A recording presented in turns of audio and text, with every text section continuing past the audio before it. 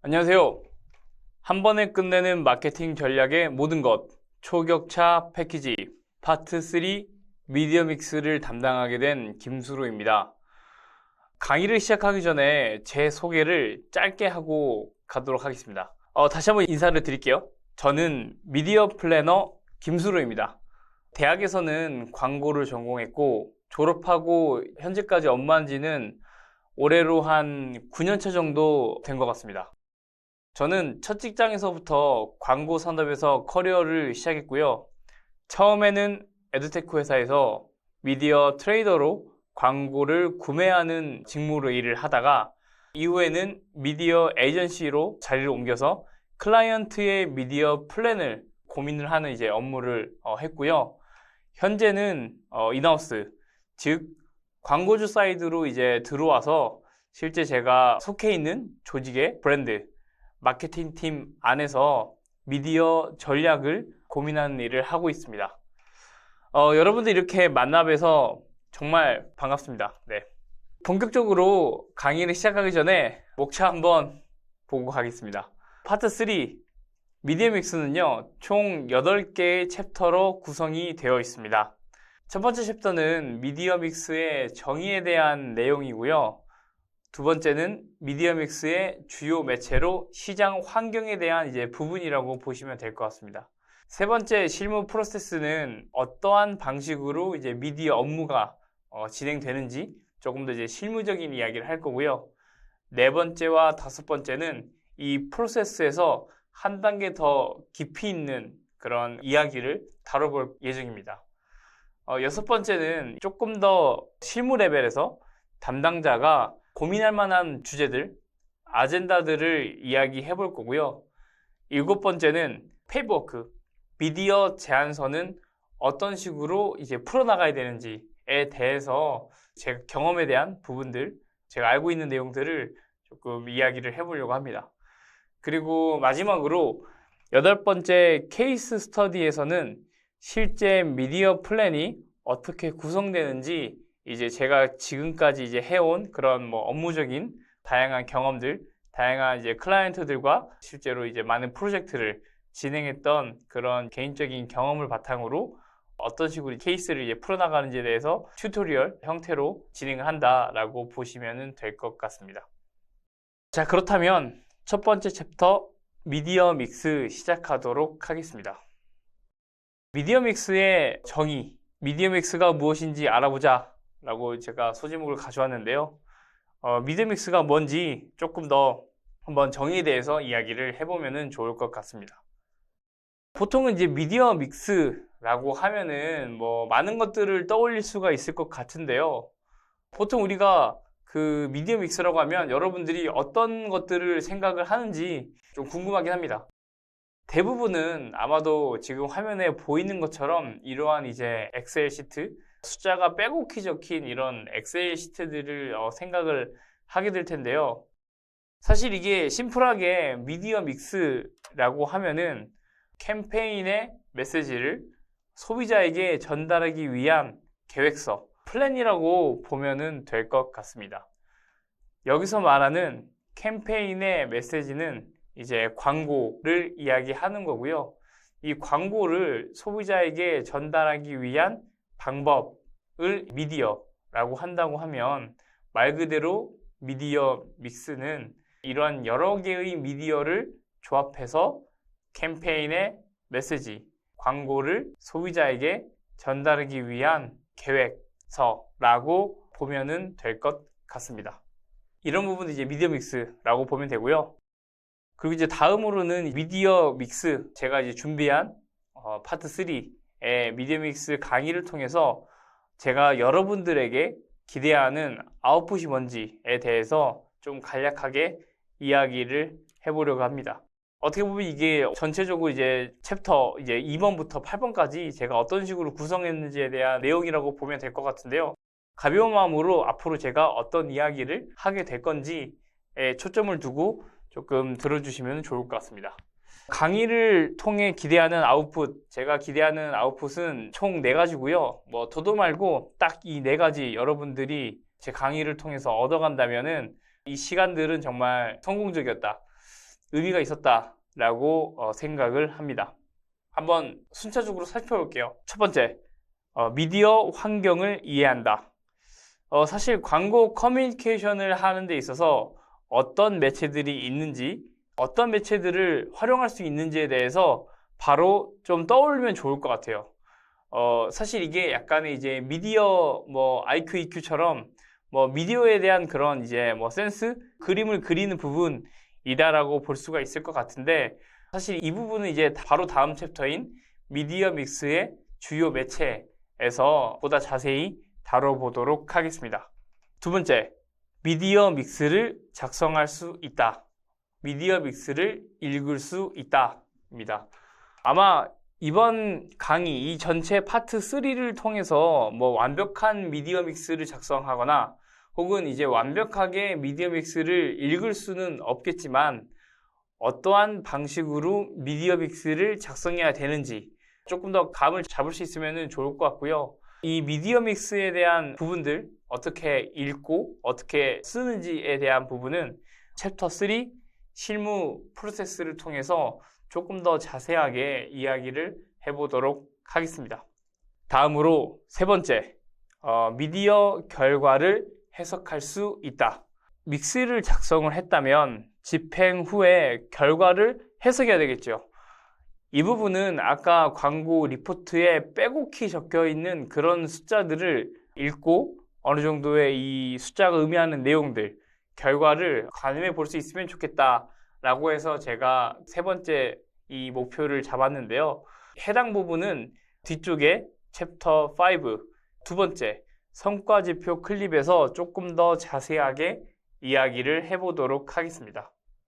마지막으로 미디어 의사결정을 할 수 있다. 미디어 환경을 어느 정도 이해하고 믹스를 작성할 수 있고 믹스를 읽을 수 있고 어느 정도 이제 미디어에 대한 결과, 미디어 파트에 대한 결과를 해석할 수 있다고 하면 마케팅 안에서의 미디어 의사결정은, 광고에 대한 의사결정은 어느 정도 이제 할 수 있지 않을까라고 기대를 하고 있습니다. 이 마지막에 대한 부분은 뒤쪽에 챕터 6 미디어 주요 고려사항에서 자세히 다뤄보려고 합니다. 사실 이게 미디어, 광고 안에서도 여러 가지에 대한 의사결정이 있는데요. 이 부분은 뒤쪽에서 조금 더 이야기를 해보도록 하겠습니다. 제가 준비한 내용은, 이번 클립에서 제가 준비한 내용은 여기까지인데요. 오늘 강의 내용 마지막으로 한번 리캡하면서 마치도록 하겠습니다. 이번 챕터에서는 총 두 가지에 대해서 이야기 드렸는데, 첫 번째는 미디어 믹스가 뭔지 그 정의에 대해서 이야기 드렸습니다. 미디어 믹스는 캠페인의 메시지, 광고죠. 광고를 이제 어떤 미디어를 통해서 소비자에게 캠페인의 메시지를 전달할 것인가에 대해서 자세하게 적어져 있는, 숫자로 적어져 있는 계획서라고 보시면 될 것 같습니다. 두 번째로는 이제 제가 이 강의, 이 파트 3 미디어 믹스를 통해서 이제 여러분들에게 기대하는 이 강의가 앞으로 어떤 내용들을 커버할지에 대해서 네 가지로 이야기를 드렸고요. 챕터 2부터는 본격적인 내용을 이제 이야기를 하게 될 텐데, 제가 준비한 내용들은 사실 이 미디어 부분에 있어서 난이도로 따지면은 굉장히 이제 베이직한 초급적인 이제 내용이라고 보시면 될 것 같고요. 매체에 관심이 있는 분들, 혹은 이제 사회 초년생으로 이제 마케팅 부서에서 업무를 막 시작하신 분들, 아니면 어쩌다가 정신없이 업무를 하면서 매체 업무를 나도 모르게 하고 계신 분들까지도 뭔가 조금 도움이 될 만한 내용으로 최대한 한번 구성을 해봤습니다. 자, 그러면 이제 그 다음 챕터의 광고 미디어 환경을 이해한다 라는 부분으로 조금 더 자세하게 이야기를 해보도록 하겠습니다. 제가 오늘 준비한 내용은 여기까지입니다. 감사합니다.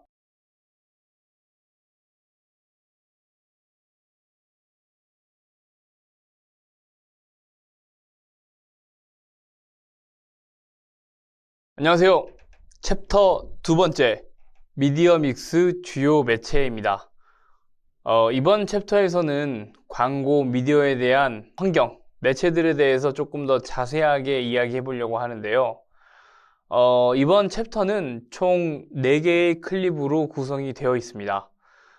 첫 번째 클립, 주요 매체 둘러보기에서는 매체에 대한 전체적인 개괄, 전통 매체에서부터 디지털, 기타 매체까지 한번 가볍게 볼 거고요. 두 번째 클립에서는 디지털 매체, 유튜브나 인스타그램, 네이버, 카카오와 같은 여러분들에게 조금 익숙한 그런 이제 디지털 매체에 대해서 보다 자세하게 이야기를 해보려고 합니다. 그리고 이제 세 번째 클립에서는 조금 생소할 수도 있을 텐데요. TV나 5개, 잡지, 신문, 이런 전통 매체에 대해서 조금 더 자세하게 이야기를 해보려고 합니다. 마지막으로 이제 네 번째 클립에서는 바이럴이나 PPL, 최근에 주목받는 매체로 이야기를 할 수가 있겠는데요. 이런 내용에 대해서 마지막으로 이제 기타 매체 기준으로 한번 이야기를 해보려고 합니다. 자, 그럼 첫 번째 클립, 주요 매체 둘러보기입니다. 주요 매체 둘러보기는 우리 주변을 둘러싼 다양한 매체들에 대해서 한번 가볍게 이야기해보는 그런 시간이라고 생각하시면 좋을 것 같은데요. 한번 제가 여러분들께 질문을 한번 해볼게요. 보통 우리가 하루에도 얼마나 많은 광고에 노출이 되는지 한번 생각해 보신 적이 있을까요? 아침에 일어나서 눈을 뜨고 이제 저녁에 일과를 마친 다음에 집에 와서 잠자리에 들기까지 우리는 하루에 얼마나 많은 광고에 노출이 될까요? 제가 답변을 드리면 정답은 없겠지만 어떤 학자는 하루에도 소비자 한 명이 약 3,000개 이상의 광고에 노출이 된다고 합니다. 아마도 최근에는 매체들이 굉장히 과거보다 다양해졌기 때문에 제 생각에는 3,000개보다 훨씬 더 많은 광고가 우리 일상에서 흔히 이제 노출이 되는 부분, 볼 수 있는 부분이지 않을까라고 생각이 되는데요. 그러면 대표적으로 어떤 매체들이 우리를 둘러싸고 있는지 한번 자세하게 알아보도록 하겠습니다.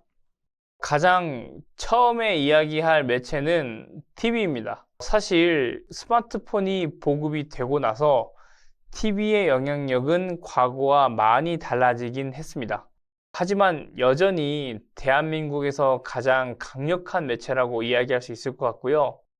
아마도 제 기억에는 2015년 이후부터는 이제 어느 정도 TV와 디지털이 조금씩 역전이 되는 그런 소비가 있지 않았나라고 생각이 되고요.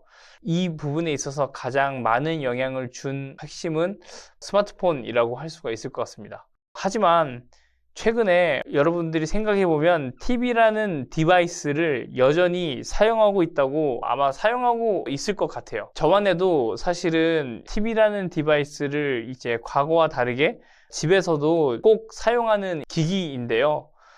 실제로도 많은 가구에서 생활 필수품처럼 TV를 사용하고 있는데 넷플릭스 같은 OTT나 그 다음에 이제 IPTV 같은 이런 방식으로 실시간 생방이나 본방사수를 하는 경우는 거의 없어졌지만 이제 TV 디바이스 자체를 통해서 다시 보기라든지 혹은 이제 유튜브 TV 디바이스를 통해서 이제 유튜브 스마트 TV 같은 부분들을 사용을 한다거나 혹은 IPTV로 영화, 넷플릭스로 OTT로 이런 부분들을 컨텐츠를 이제 TV로 소비를 하게 됐다. 이런 것들을 통해서 이제 TV는 이제 여전히 굉장히 임팩트가 높은 매체, 우리 일상에서도 가장 중요한 매체가 아닐까라고 그렇게 생각을 합니다. 두 번째는 이제 스마트폰, 모바일인데요. 요즘에는 생활 필수품이 된 것 같아요. 스마트폰이 없이는 아마 하루도 아니죠. 단 1분도 견디기가 힘들지 않을까라고 생각을 하는데요. 그만큼 스마트폰을 통해서 하루 종일 다양한 정보를 우리는 서로 주고받고 있고 그 안에서도 엄청나게 많은 광고들이 의식적으로 혹은 이제 무의식적으로 노출이 되고 있다라고 보면은 될 것 같습니다. 그럼 다음에는 뭐 어떤 매체가 있을까요? 바로 5개 광고입니다. 세 번째는 이제 제가 5개 광고 좀 이야기를 하고 싶었는데, 여러분들이 이제 집 밖을 나와서 대중교통을 이용을 하거나 자차를 이용할 때도 5개 광고는 이제 계속적으로 노출이 되고 있다라고 보면 될 것 같고요. 우리가 흔히 길을 걷거나 할 때도 스마트폰을 보지 않는 시점에서는 이제 뭐 여러 가지 형태, 버스 안에서든 지하철이든 그다음에 이제 뭐 버스 정류장이든 여러 가지 형태로 5개 광고에 지속적으로 노출이 되고 있다라고 보면은 될 것 같습니다. 심지어 최근에는 이제 DOOH, 디지털 OOH라고 화질도 굉장히 뭐 선명하게 밝아지고 이제 뭐 빛이나 이런 쪽에서도 노출하는 이제 해상도가 높아지면서 스크린 자체도 굉장히 커진 부분들도 한몫하고요. 길거리에서 주요 사거리, 오거리 이런 쪽에서 주목도가 굉장히 높은 매체로 각광을 받고 있습니다. 뭐 여러분들이 이제 5개 광고 하면은 어떤 스팟을 떠올릴지는 모르겠는데요. 가장 우리나라에서 대표적인 5개 스팟이 사실 이제 그 K-POP 스퀘어라고 이제 삼성동 코엑스 쪽에 이제 있는 그런 5개 스팟이라고 보면 될 것 같고요. 이런 부분들이 사실 2019년 삼성동의 5개 광고 자유 표시구역이 최초로 이제 선정이 되면서 삼성동 일대에 굉장히 많은 5개 광고가 설치가 되었다. 그 이후로도 이제 서울 시내 주요 곳곳에 이제 거점에 굉장히 많은 세로형 5개 광고가 건물의 이제 외벽에 그렇게 설치가 되었다라고 보면 될 것 같습니다. 실제로 이 이후로 5개 광고는 아주 많은 성장을 한 것 같아요. 그래서 5개 광고도 여러분들이 조금 주요 매체로 한번 눈여겨 볼 필요가 있을 것 같습니다. 지금까지는 이제 뭐 TV, 모바일, OOH, 5개 이런 매체들은 전부 다 이제 직접적으로 광고 메시지가 노출되는 형태의 광고 매체들이었는데요. 제가 마지막으로 좀 다룰 매체는 콘텐츠 안에서 노출되는 형태의 간접 광고의 부분이라고 볼 수가 있을 것 같습니다. 쉽게 말해서 지금까지 봤던 세 가지 TV, 모바일, 5개 같은 경우는 직접 지면을 구매해서 진행하는 직접 광고의 형태지만 협찬이나 뭐 PPL, 드라마 안에서의 그런 형태들은 콘텐츠 안에서 노출이 되는 간접 광고의 형태로 볼 수가 있을 것 같습니다. 그렇다면 우리가 보통 이러한 협찬, 뭐 스폰서십에 대한 광고를 언제 노출이 될까라고 했을 때 대표적으로는 이제 뭐 여러분들이 뭐 유튜브나 뭐 소셜 그 다음에 이제 영화나 드라마를 소비할 때 인플루언서나 이제 주인공들이 극 중에서 직접적으로 사용을 하거나 혹은 간접적으로 언급을 통해서 브랜드 혹은 제품이 이제 노출이 되는 그러한 형태를 이제 뭐 협찬, 스폰서십, PPL, 바이럴 뭐 이런 다양한 형태로 설명을 할 수가 있을 것 같고요. 이것도 역시나 우리가 미디어 믹스를 구성하는 데 있어서 고려를 충분히 해볼 만한 주요 매체라고 볼 수 있을 것 같습니다. 자, 그렇다면 지금까지 우리가 살아가면서 매일매일 마주하는 광고, 매일매일 마주하는 이런 그 다양한 형태의 매체들에 대해서 이야기를 했는데요. 어떻게 보면은 지금까지는 굉장히 뭐 당연한 이야기일 수 있을 것 같고, 뭐 누구나 생각할 수 있는 심플한, 쉬운 부분이라고 볼 수가 있을 것 같은데요. 다음 클립부터는 이제 디지털 매체, 뭐 전통 매체, 그 다음에 이제 이런 협찬들을 이제 최근 주목받는 매체라는 이제 타이틀의 순서로 조금 더 자세하게 이야기를 해볼 텐데, 중요한 거는 이런 부분들을 이제 미디어 믹스의 관점으로 이야기를 해볼까 합니다. 마지막으로 이번 챕터 주요 매체 둘러보기 제가 어떤 이야기를 했는지 간단하게 한번 리캡을 해볼게요. 우리가 일상에서 노출되는 주요 매체들 TV, 모바일, 5개, 그 다음에 기타에 대해서 이제 간단하게 이야기를 해봤고, 다음 클립에서는 디지털 매체부터 한번 자세하게 이야기를 해보도록 하겠습니다. 그러면 이번 클립에서 제가 준비한 내용은 여기까지입니다. 감사합니다.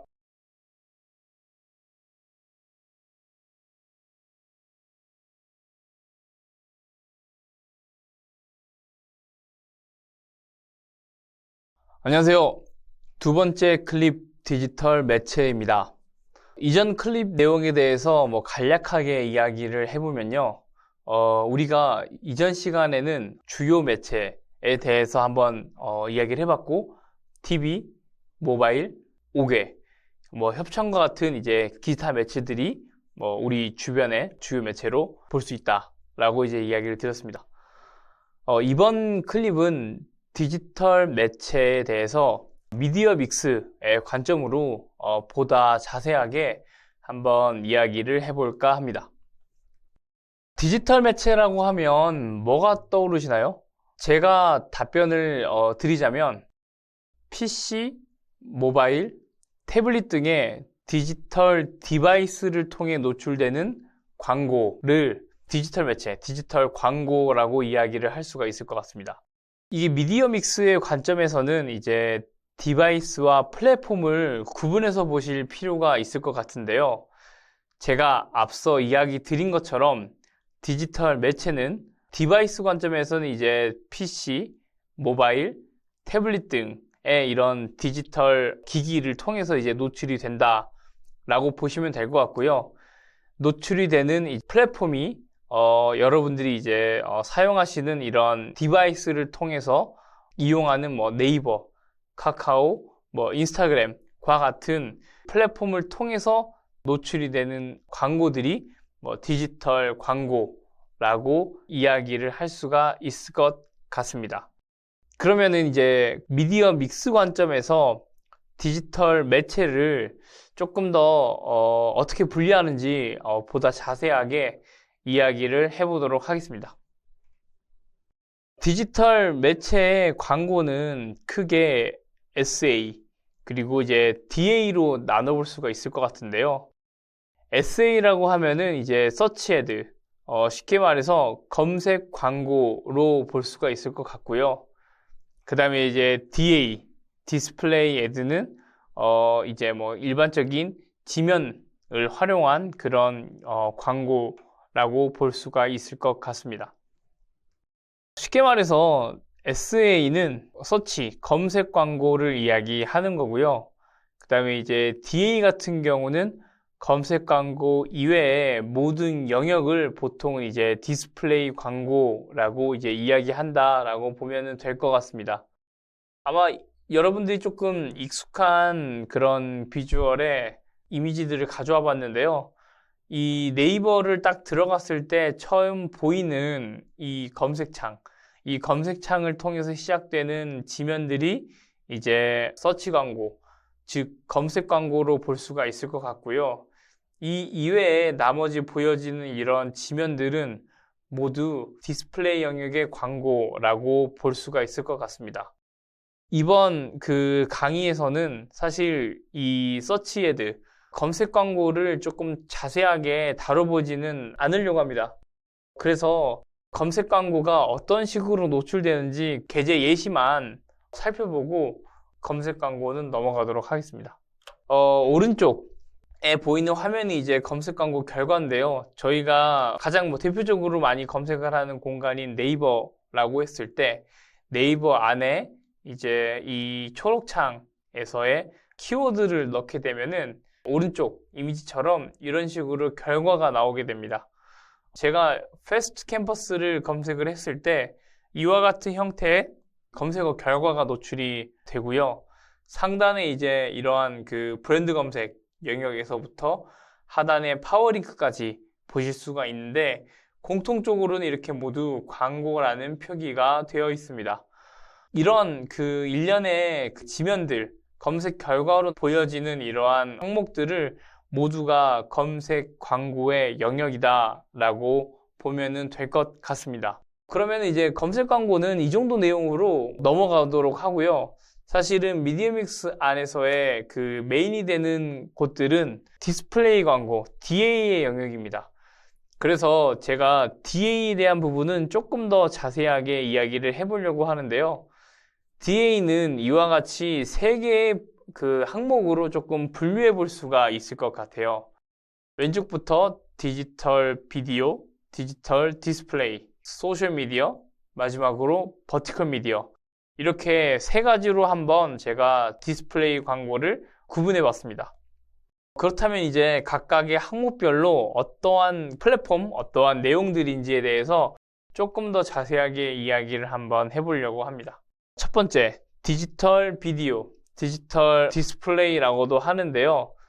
이 비디오와 디스플레이 같은 경우에는 이제 어떠한 소재를 사용하냐에 따라서 달라지고, 물론 이제 이 소재에 노출되는, 보여지는 그런 형태, 에셋의 소재의 형태가 디지털 비디오냐, 디지털 디스플레이냐를 이제 결정한다라고 쉽게 생각을 하시면은 될 것 같습니다. 그렇다고 하면 이제 디지털 비디오라고 했을 때는 대표적으로 이제 유튜브의 영역이라고 보면 될 것 같고요.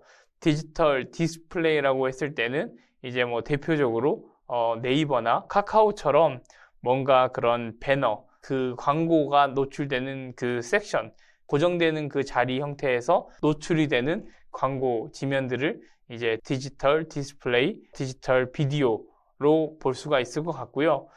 물론 이런 뉴스, 기사 안에서의 보여지는 그런 배너들, 지면들도 마찬가지로 뭐 디지털 디스플레이, 디지털 비디오라고도 이야기를 할 수가 있을 것 같습니다. 사실 이런 디스플레이, 비디오 이런 형태들은 과거부터 거의 뭐 변형이 없이 지금까지 쭉 뭐 유지되어 있는 그런 항목들, 그런 형태들이라고 보면 될 것 같고요. 광고가 실제로 어떠한 그 형태로 노출이 되는지는 게재 예시 뒤에서 살펴보도록 할게요.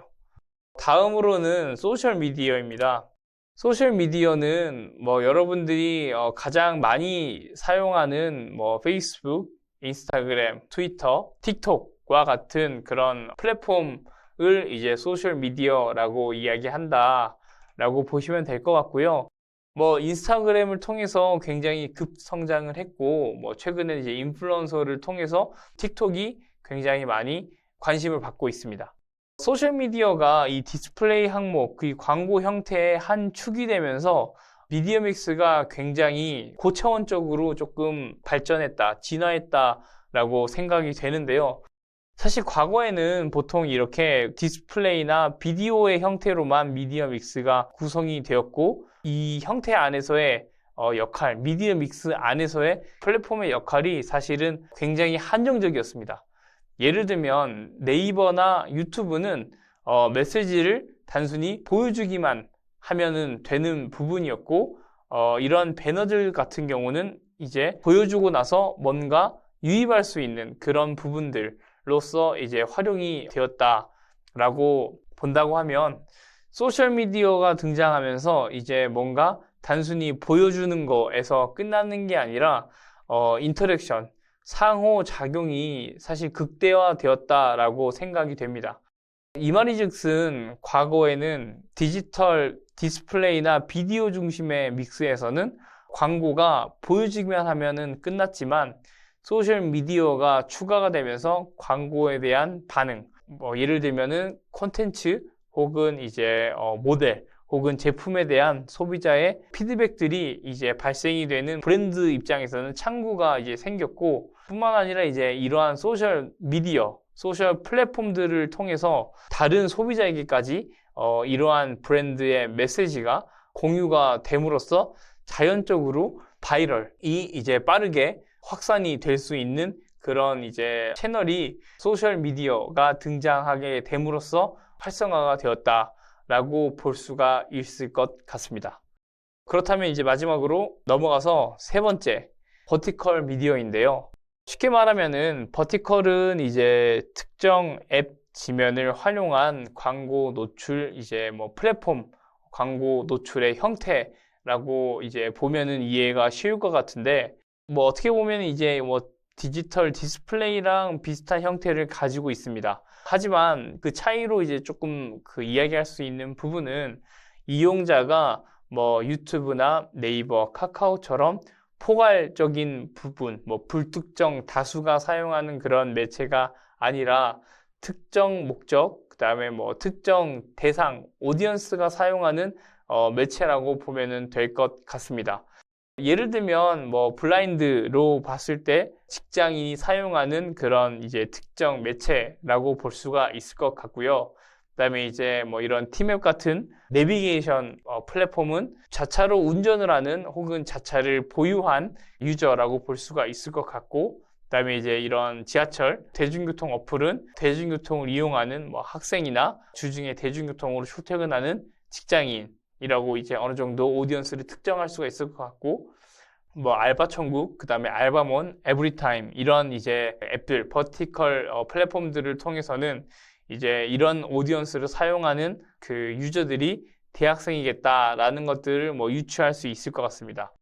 뭐 이런 식으로 버티컬 미디어를 통해서는 어느 정도 오디언스를 뭐 유추를 해볼 수가 있을 것 같은데요.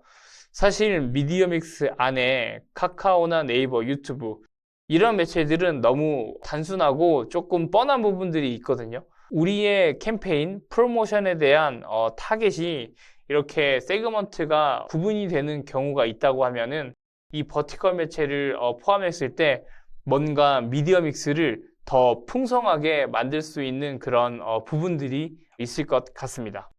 다음으로 이제 각각의 그 항목에 따른 이제 게재 예시 지면들을 조금 가져와 봤는데요. 왼쪽에서부터 디지털 비디오, 이제 유튜브 지면이고, 가운데 소셜 미디어, 인스타그램, 그다음에 마지막으로 이제 버티컬 미디어, 블라인드로 보면은 될 것 같습니다.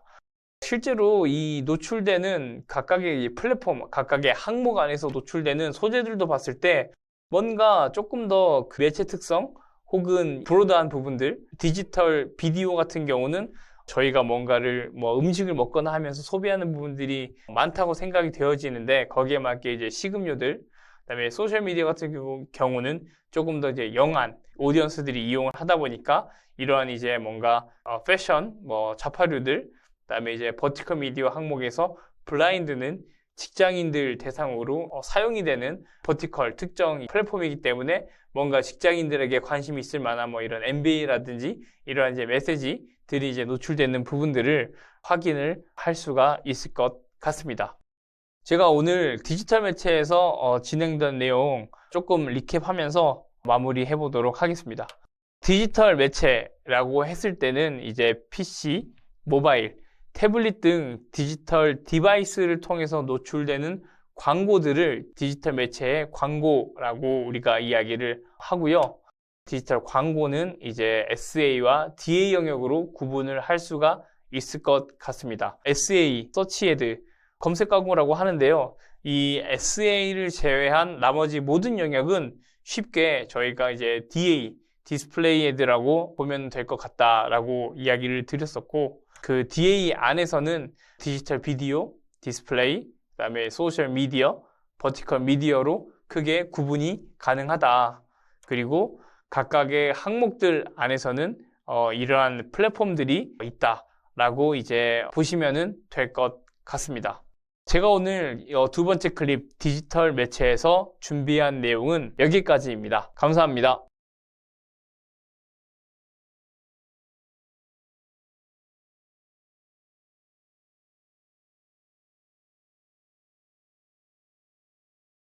안녕하십니까. 세 번째 클립 전통 매체입니다. 이전 클립에서는 디지털 매체에 대해서 조금 이야기해 봤는데요. 이번에는 상대적으로 조금 생소하시겠지만 전통 매체에 대해서도 한번 자세히 다뤄보도록 하겠습니다. 사실 이게 미디어믹스에서 전통 매체를 뺄래야 뺄 수가 없는 부분이긴 하거든요. 제가 질문 하나 드릴게요. 혹시 전통 매체라고 하면 뭐가 떠오르시나요? 제가 답변을 간략하게 하자면 TV, 뭐 신문, 라디오, 잡지, 뭐 오개 이런 매체들을 우리가 이제 전통 매체라고 부릅니다. 그렇다면 그 미디어 믹스 관점에서 봤을 때는 사실 디바이스, 뭐 TV나 뭐 라디오 이런 부분들은 이제 보실 수가 있겠지만은 실제로 뭐 신문이나 잡지 뭐 이런 매체 기준에서는 플랫폼, 채널 기준으로 우리가 이제 전통 매체인지 아니면 이거는 전통 매체다라고 이제 얘기할 수 있는 기준이 디바이스보다는 플랫폼, 채널을 기준으로 이제 조금 보셔야 된다라고 이야기를 드리고 싶고요. 이게 이제 어떻게 보면 디지털 매체와의 차이점이라고 할 수 있을 것 같습니다. 그러면 이제 정리를 하자면 전통 매체는 TV, 신문, 라디오, 잡지, 오개라고 할 수 있는 이런 그 매체들 뿐만 아니라 예를 들면 이제 플랫폼들, 언론사, 방송사, 잡지사 이런 플랫폼 채널들까지도 우리가 좀 뭉뚱그려서 전통 매체다라고 보통은 이야기를 한다라고 볼 수가 있을 것 같습니다. 그렇다면 이제 미디어 믹스 관점에서 전통 매체를 어떻게 분류하는지 보다 조금 자세하게 이야기를 해보도록 하겠습니다. 전통 매체는 크게 세 가지로 구분을 해볼 수가 있을 것 같아요. 왼쪽부터 TV, 프린트, 그다음에 이제 OOH 라고 볼 수 있고요. 흔히 TV는 아시는 것처럼 방송사들이라고 볼 수가 있을 것 같습니다. 그리고 이제 프린트는 잡지와 신문으로 나올 수 있을 거고요. 마지막으로 오개는 방호판의 형태를 한 오개 구조물, 디지털이라든지 아니면 서 있는 야립이라든지 깜깜이라든지 여러 가지 형태를 이제 뭉뚱그려서 우리가 오개 매체, 외부에서 볼 수 있는 구조물을 오개 매체라고 이야기를 합니다. OH 같은 경우는 사실 약자가 이제 아웃로밍이라서 그 외부는 이제 GBM이 아닌 단집 밖에를 우리가 이제 외부라고 미디어에서는 이야기합니다. 자, 그러면은 각 항목에 따른 이제 채널, 퍼블리셔에 대해서 한번 자세하게 이야기를 해보도록 하겠습니다. 우선 TV부터 시작해 볼게요. TV에는 총 3개의 항목으로 구분해서 좀 볼 수가 있을 것 같은데요. 우선 대표적으로는 지상파, 종편, 케이블로 나눠서 볼 수가 있을 것 같습니다. 지상파와 케이블은 사실 좀 익숙하지만 종편에 대해서는 이 용어 자체가 조금 생소하신 분들도 아마 있을 것 같은데 종편은 이따가 자세하게 한번 이야기 나눠보도록 하겠습니다. 우선 지상파부터 먼저 살펴보면 아마 TV라고 했을 때 가장 익숙한 채널들, 가장 먼저 떠올리는 방송사들을 이제 지상파라고 부를 수 있을 것 같은데요. 대표적으로 SBS나 MBC, KBS를 우리는 이제 지상파라고 보면은 될 것 같습니다. 그리고 두 번째, 종편 같은 경우에는 이제 JTBC나 MBN, 채널 A, TV조선과 같은 이제 채널들을 우리는 이제 종편, 종합편성 채널이라고 부르게 되는데요. 이름에서도 알다시피 이제 케이블과 다른 차이점은 지상파처럼 보도와 오락, 교양, 드라마까지 모든 분야의 프로그램을 편성할 수 있는 채널이라고 해서 종합편성 채널이라고 하게 됩니다. 어떻게 보면 지상파와 동일한 컨디션인데 지상파와 종편을 제가 구분을 한 이유는 사실 광고 판매 방식이 조금 다르기 때문인데 이 부분은 조금 참고적으로만 알고 계시면 될 것 같고요. 미디어 믹스 관점에서는 이 지상파와 종편을 꼭 구분해서 보시면 좋을 것 같습니다. 그리고 이제 TV 항목에서 마지막 채널로 케이블인데요. 여러분들이 흔히 알고 있는 OCN이나 슈퍼액션, ENA, 이 채널과 같은 이제 드라마, 예능, 영화, 이런 중심의 재방송 중심의 채널들을 케이블이라고 볼 수가 있을 것 같습니다. 자, 그럼 지금까지는 이제 TV 채널에 대해서 한번 이야기를 해봤는데 다음으로 프린트 항목으로 한번 넘어가 보도록 하겠습니다. 프린트는 신문과 잡지로 크게 나눌 수 있다고 했는데요. 제가 3가지 분류를 가지고 왔습니다. 일간지, 경제지, 월간지 이렇게 이제 3가지로 내용을 가져왔는데 쉽게 일간지와 경제지를 신문이라고 이야기를 하면 될 것 같고요. 월간지를 이제 잡지라고 생각하면 될 것 같습니다. 뭐 엄밀하게 따지면은 경제지도 일간지 안에 포함되어 있는 부분, 뭐 매일 발행하는 그런 부분이라고 이제 보면 될 것 같은데요. 제가 이거 일부러 구분해 놓았는데 그 이유는 이제 지상파와 종편처럼 채널 기준으로 언론사, 신문사 기준으로 조금 구분해서 볼 필요가 있어서 제가 이건 일부러 구분을 한번 해봤습니다. 자, 그럼 일간지부터 한번 들어가 볼게요. 일간지는 뭐 쉽게 우리가 흔히 알고 있는 신문이라고 했을 때 가장 먼저 떠오르는 조중동이라고 이제 보면은 될 것 같고요. 뭐 이거는 의심의 여지가 없는 뭐 일간지에 대한 부분이고, 경제지로 넘어갔을 때 이제 매경한경, 매일경제, 한국경제가 있습니다. 보통 그래서 우리는 이제 뭐 신문 안에서도 이제 5개의 언론사 이렇게 이야기를 조중동 플러스 이제 매경한경으로 이야기를 하는데요. 이거는 여담이지만 실제로 저희가 광고를 구매할 때는 조중동 이 하나가 그 세트로 보면 될 것 같고, 한경 매경이 하나의 세트로 보면 될 것 같습니다. 그래서 일간지나 경제지, 신문 안에서도 뭐 특정 매체 하나, 두 개만 가져가는 게 아니라 일간지를 집행하려면은 조중동을 다, 경제지를 집행하려면은 이제 매경한경을 다 진행을 하는 게 보통은 이제 일반적인 부분이다라고 보면은 될 것 같고요. 뭐 이 부분은 이제 여담으로만 뭐 듣고 흘리면 될 것 같고요. 이제 월간지로 넘어가면, 월간지는 이제 잡지에 대한 부분으로 GQ나 보그, 맨즈헬스 같은 이런 이제 월 단위로 발행이 되는 그런 월간지, 혹은 이제 분기별로 발행되는 것들도 있고 뭐 연간으로 나오는 것도 있긴 하지만은 이런 이제 조중동, 매경, 한경 이외에는 보통 다 뭐 월간지, 잡지의 영역이다라고 보면은 될 것 같습니다. 그럼 이제 일간지, 경제지, 월간지 이렇게 해서 프린트의 영역까지도 다 확인을 했는데 마지막으로 OOH, 5개 부분으로 한번 넘어가 보도록 하겠습니다.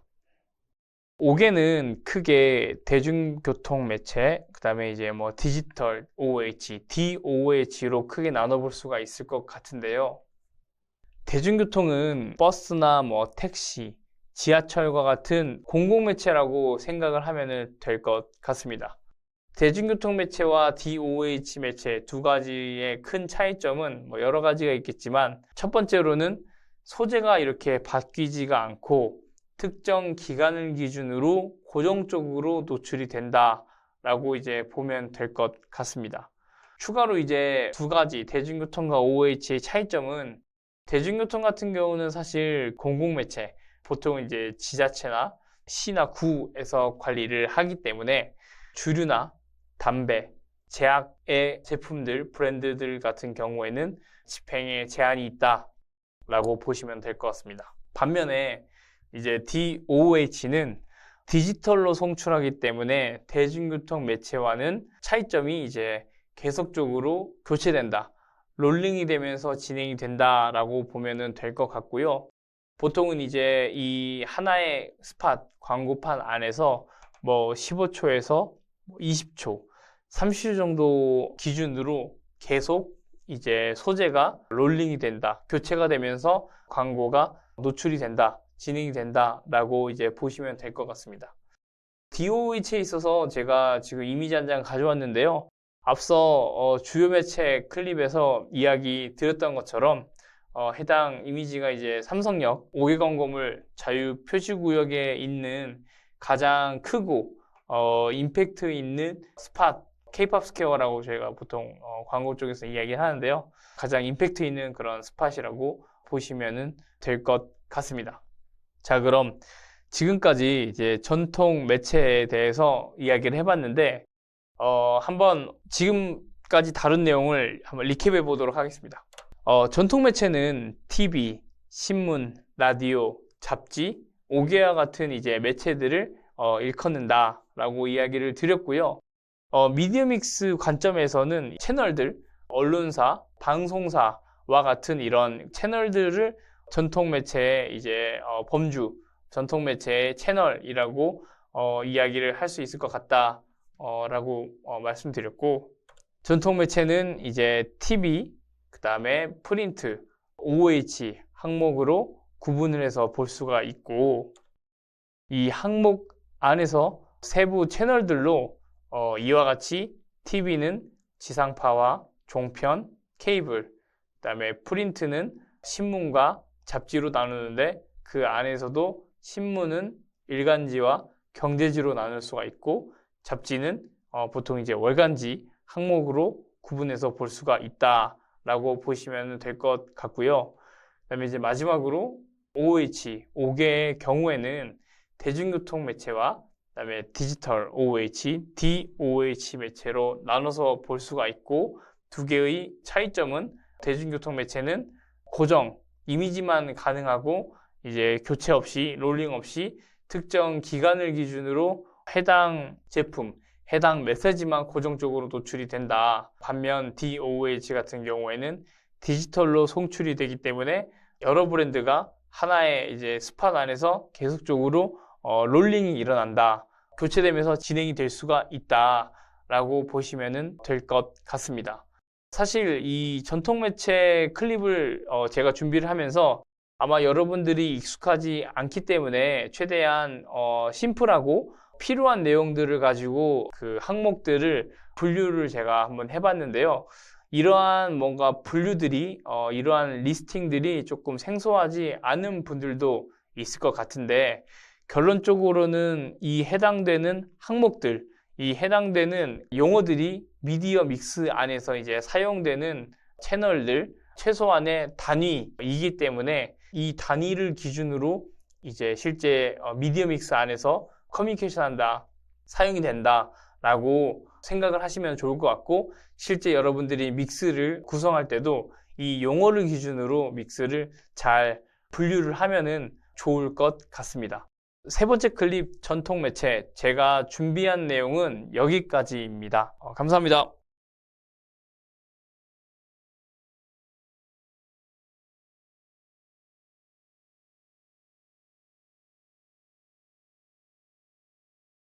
안녕하십니까. 네 번째 클립, 최근 주목받는 매체입니다. 챕터 2, 미디어 믹스의 주요 매체 마지막 시간인데요. 이전까지는 디지털 매체, 전통 매체에 대해서 이야기를 했는데, 마지막으로는 최근 주목받는 매체에 대해서 한번 자세히 이야기해 보도록 하겠습니다. 앞서 최근 주목받는 매체는 직접적인 광고가 아닌 간접적인 방법의 것들이라고 이야기를 드렸었는데요. 가장 대표적으로는 PPL, 그다음에 협찬, 바이럴과 같은 형태가 있을 것 같습니다. 최근에 우리가 이제 협찬이라고 보편적으로 이야기를 했을 때 아마도 이제 가장 먼저 떠오르는 브랜드가 가이가 아닐까 싶어요. 저는 정말 TV에서 많이 본 것 같고, 오히려 광고보다도 극 중에 드라마나 씬 안에서 노출되는 이런 형태들이 이제 너무나도 자주 보이기 때문에 더 많이 화제가 되는 게 아닌가 싶은데요. 정말로 이제 최근에 진행되는 모든 드라마 콘텐츠에 가이 제품이 안 나오는 곳이 없을 정도로 엄청난 노출량을 보이고 있는 것 같습니다. PPL, 협찬, 바이럴 이런 항목들은 크게 간접 광고와 제품 협찬, 광고와 협찬으로 조금 나눠볼 수가 있을 것 같은데요. 쉽게 말해서 광고, 간접 광고는 이제 광고의 영역으로 비용이 발생이 된다라고 보시면 될 것 같고요. 제품 협찬, 협찬의 경우에는 이제 비용이 발생되지는 않지만은 제품은 제공이 돼야 된다. 유상이든 무상이든, 아마도 무상이겠죠. 나중에 회수를 하더라도 일단 제품은 제공이 되는 형태여야 된다라고 이제 볼 수가 있을 것 같습니다.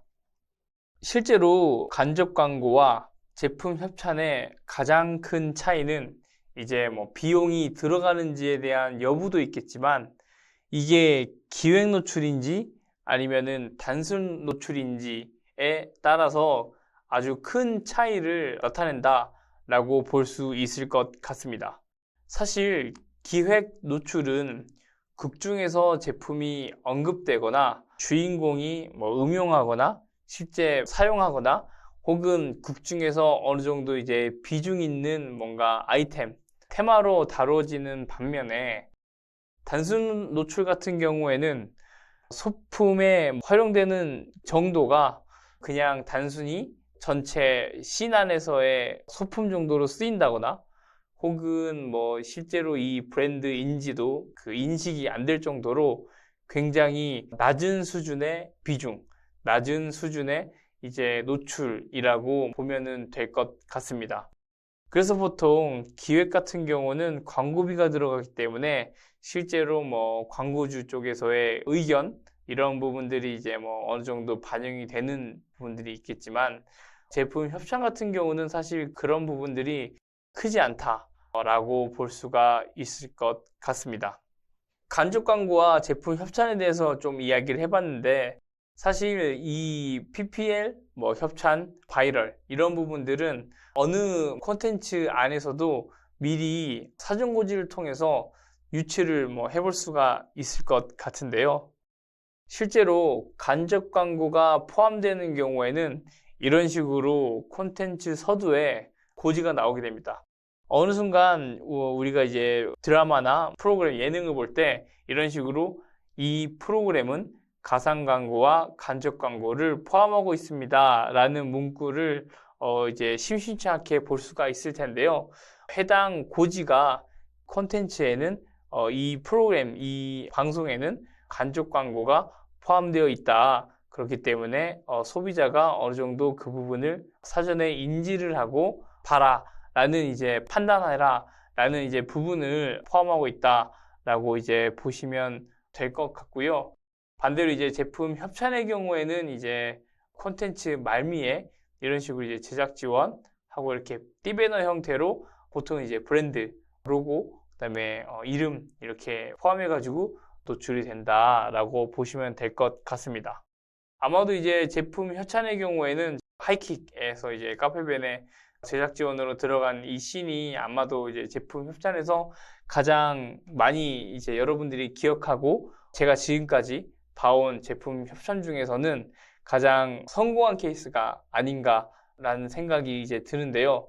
사실 극 중에서는 거의 비중이 없었던 것 같고 기억도 잘 나지가 않는 것 같아요. 하지만 이 엔딩씬, 이 지금 제작 지원 카페베네라고 되어 있는 이 엔딩씬이 굉장히 밈으로 확산이 되면서 지금도 이 이미지만 봐도 그 BGM이 자연스럽게 들리는 것 같은데요. 카페베네 같은 경우는 어떻게 보면 이제 적은 비용에 적은 극중의 비중으로도 밈으로 바이럴이 이제 되면서 자연스럽게 어느 정도 이제 브랜드 인지가 굉장히 높게 형성이 된 퍼포먼스를 만들어낸 그런 케이스라고 볼 수가 있을 것 같습니다. 그렇다면 광고와 협찬의 차이에 대해서 조금 우리가 알아봤다면 이거보다 조금 더 세부적으로 이제 그 노출 방식에 대해서 한번 이야기를 해보도록 할게요. PPL과 협찬, 바이럴의 경우에는 광고와 협찬으로 나눠볼 수가 있겠지만은 실제로 이제 어떠한 채널, 어떠한 유형으로 노출이 되냐에 따라서도 조금 구분해 볼 수가 있을 것 같습니다. 저는 크게 TV와 OTT, 디지털 매거진, 그 다음에 바이럴 이렇게 이제 세 가지 영역으로 좀 나누어 봤는데요.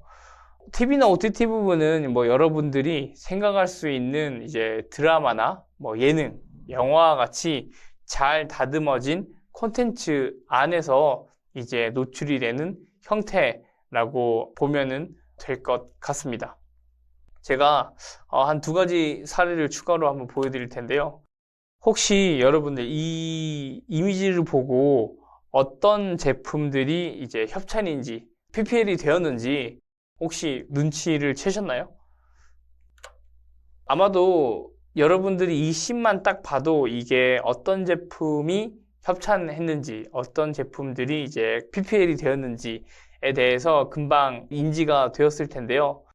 이런 식으로 지금 이 위에는 이제 볼보, 그다음에 아래는 이제 호가넌이라는 이제 브랜드가 극중에서 이렇게 PPL 되었다 라고 이제 볼 수가 있을 것 같습니다. 아무래도 이 협찬의 미덕은 바로 극중 시나리오의 그 콘텐츠의 몰입을 방해하지 않을 수준에서의 자연스러운 노출이라고 할 수 있을 것 같은데요. 그런 맥락에서 사실 개인적으로는 볼보가 진행하는 이런 PPL 협찬에 대해서 굉장히 칭찬을 하고 싶다라고 이제 이야기를 하고 싶습니다. 굉장히 오랜 기간 동안 꾸준하게 드라마나 예능에서 협찬 PPL을 진행을 했고 최근 볼보는 이제 인지도가 누구에게나 있을 뿐더러 잠재 소비자에게까지도 어느 정도 이제 선망하는 브랜드로 자리를 잡게 된 것 같습니다. 아래는 호간원인데요. 앞서서 이야기 드린 케이스처럼 가이만큼이나 자주 보이는 브랜드인 것 같아요. 조금 재밌는 거는 호간원 같은 경우는 꼭 이런 극중의 상황, 적정한 제품과의 그런 관련성이 있는 상황에서 대사와 함께 적절하게 이제 제품이 등장을 하게 되는데요. 어느 정도 이제 자주 보다 보니까 처음에는 저게 뭐지 했지만은 지금은 이제 어느 정도 알면서도 조금 속아주는 그런 느낌의 협찬 PPL을 이제 진행한다라고 조금 이야기를 할 수가 있을 것 같습니다. 다음으로는 디지털 매거진인데요. 사실 이 타이틀에서도 유추할 수 있는 것처럼 이제 잡지를 통한 이제 협찬이다라고 이제 보시면 될 것 같은데 전통 매체의 그런 잡지 지면이 아니라 인스타그램 그 플랫폼 안에서 소셜 채널 안에서의 계정의 이제 지면을 활용해서 노출되는 이런 광고다라고 이제 보시면은 될 것 같습니다. 이런 식으로 이제 컨텐츠 서두에 해시태그 광고의 표시가 되어 있으면은 이제 매거진 안에서의 디지털 광고다, 간접 광고다라고 이제 보면 될 것 같고요. 저는 개인적으로 디지털 매거진의 협찬이 정말 재밌는 형태인 것 같아요. 이런 식으로 이제 뭐 잡지가 매거진이 추구하는 그런 관심사, 그 다음에 톤 앤 매너를 그대로 가져가면서 특정 브랜드, 제품, 이벤트를 이런 식으로 이제 알리게 되는데요. 사실 잡지 협찬, 잡지에 대한 이제 스폰서십은 과거에 전통 매체 지면을 통해서 많이 진행이 되곤 했었는데 심지어 이제 에드버토리얼이라는 이제 전문 광고 용어가 있을 정도로 굉장히 잡지에서는 이런 부분들이 활성화되어 있었습니다. 하지만 그 디지털 퍼스트 시대가 되면서 실물 잡지, 페이퍼 잡지의 구독자가 많이 줄어들었고 폐간이 되었는데 이 잡지사들이 이제 인스타그램이나 소셜 매체 채널에 이제 구독할 수 있는 형태로 옮겨가면서 과거의 전통 매체 페이퍼 형태의 구독자를 이런 이제 인스타 소셜 채널 안에 이제 팔로워 형태로 옮겨가게 됐다라고 보면 될 것 같고요.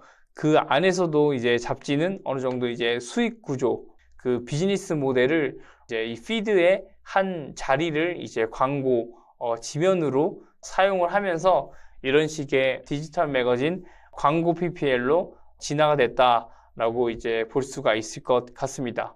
개인적으로는 이 전통 매체로 분류됐던 잡지가 디지털 시대에 맞춰서 가장 잘 변형을 이룬 형태가 이러한 이제 잡지 PPL, 잡지 광고라고 볼 수가 있을 것 같습니다. 마지막으로는 바이럴 항목인데요. 바이럴은 이제 인플루언서를 통하든 블로그를 통하든 카페를 통하든 뭐 여러 가지 채널을 통해서 진행이 되는 형태인데 아마도 이제 가장 핫한 부분은 인플루언서인 것 같습니다. 따로 이제 콘텐츠에 대한 페이드 없이도 지금 보면은 이제 콘텐츠 자체의 오가닉한 형태인 건데요. 이 오가닉 콘텐츠 자체만으로도 페이드 없이도 구독자의 그 수, 메가 인플루언서 혹은 이제 뭐 마이크로 인플루언서 뭐 이런 식으로 이야기를 하게 되는데요. 이 구독자에 따라서 뭐 영상의 경우에는 10만 뷰, 많으면 뭐 30만 뷰까지도 오가닉하게 구독자 대상으로 그 퍼포먼스가 뷰가 이제 발생이 되는 거 보면은 인플루언서 자체만으로도 어느 정도 이제 매체력을 지닌 단일 매체라고 볼 수 있지 않을까라는 이제 생각까지도 들게 됩니다.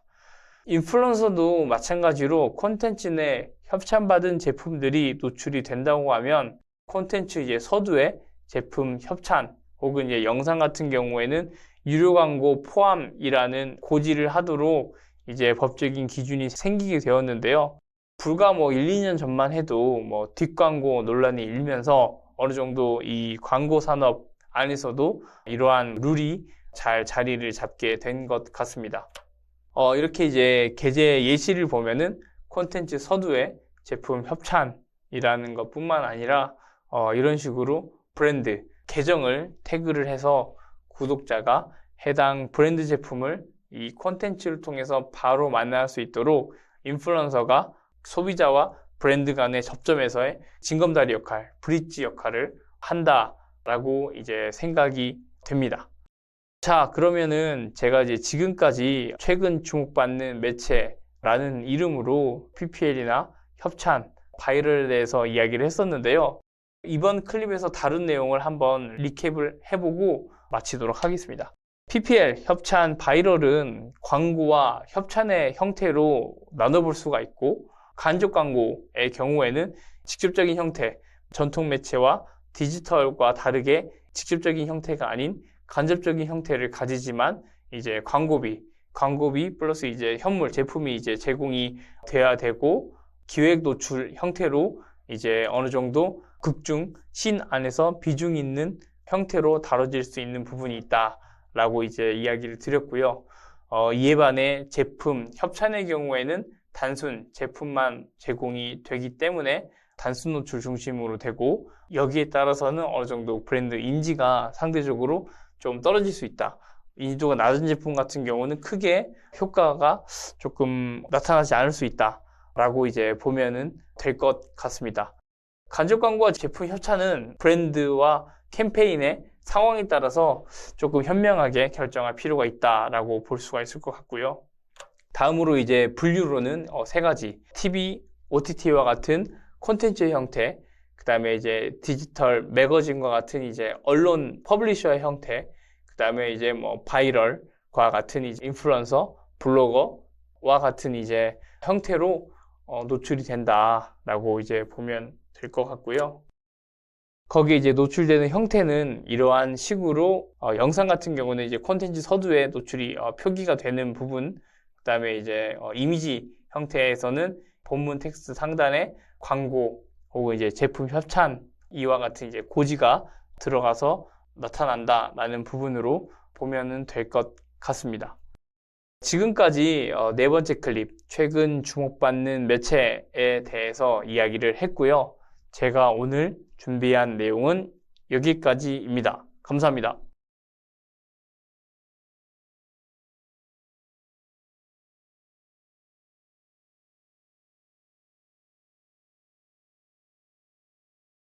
안녕하세요. 챕터 3 미디어 실무 프로세스입니다. 저희가 이제 앞서 두 가지 챕터를 봤었는데요. 한 가지 뭐 미디어 믹스에 대해서 우리가 알아봤었고, 이제 다른 한 가지로는 미디어 믹스의 주요 매체들, 주요 채널들에 대해서 알아봤습니다. 챕터 3는 드디어 여러분들과 이제 실무에 대해서 조금 이야기를 해볼 텐데요. 사실 뭐 미디어에 대한 실무는 뭐 익숙하지 않으실 것 같아요. 왜냐면 보통은 이제 뭐 대행사랑 업무를 한다 그래도 이제 뭐 기획 파트에 있는 뭐 A 분들과 많이 이야기를 했었고, 실제로 이 미디어 실무에 대한 부분은 실제로 이제 뭐 미디어 에이전시에 있는 미디어 플래너 분들 이제 중심으로 돌아가는 구조이기 때문에 미디어 프로세스에 대해서 오늘 조금 여러분들이 생소하지만은 해당되는 내용을 조금 재밌게 쉽고 재밌게 제가 이야기를 드릴 테니까 이런 부분들을 조금 따라와 주시면 좋을 것 같고, 준비하는 클립은 두 개로 제가 준비를 했어요. 첫 번째는 이제 프로세스에 대해서 이제 A부터 Z까지 어떤 식의 프로세스를 통해서 광고가 매체, 채널에 송출이 되는지 나가게 되는지에 대한 부분이라고 생각하시면 될 것 같고요. 그다음에 이제 그 실무에 대한 웨이 오브 워킹, 와우 아니고 웨이 오브 워킹이라고 광고주와 대행사의 각각의 이제 그런 프로세스에 따른 역할들이 무엇인지에 대해서 조금 더 자세하게 이야기를 해보려고 합니다. 첫 번째 이제 실무 프로세스에 대해서 이야기를 해볼게요. 제가 이제 실무 프로세스를 4단계로 조금 정리를 해봤어요. 사실 이게 굉장히 복잡하고 다양한 뭐 과정들, 다양한 이제 그런 뭐 이해관계자들, 뭐 우리가 얘기하는 뭐 스테이크홀더들, 그다음에 이제 파트너들, 있지만은 멀리서 봤을 때는 이 미디어는 4가지 프로세스로 진행이 된다라고 생각을 하시면 될 것 같습니다. 첫 번째는 브리프 전달, 두 번째 매체 선정, 세 번째 매체 구매, 네 번째 평가, 이렇게 4가지 단계라고 보시면 될 것 같고요.